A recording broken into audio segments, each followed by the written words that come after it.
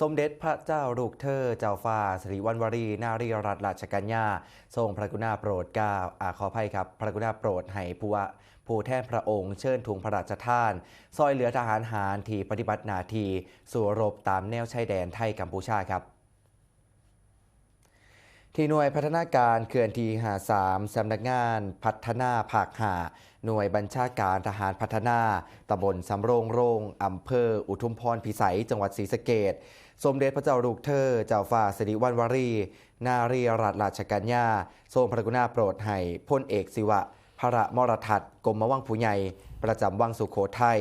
เป็นผู้แทนพระองค์มอบถุงพระราชทานซอยเหลือเหล่าทหารหารที่ทางทหารบกทหารเรือ ทหารอากาศ และทหารพรานที่ปฏิบัติหน้าที่สู่รบตามแนวชายแดนไทยกัมพูชา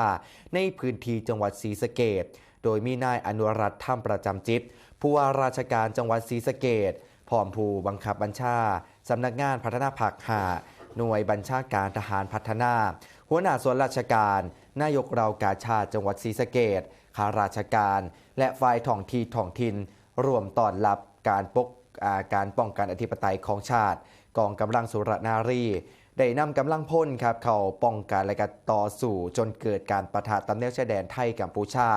ตั้งแต่จังหวัดอุบลราชธานีครับจนไปฮอดจังหวัดบุรีรัมย์สามารถเข้าสถาปนายึด11พื้นที่สำคัญตลอดแนวโดยสมบูรณ์และก็เตรียมแผนกำลังทหารปฏิบัติการเสริมความมั่นคงต่อไป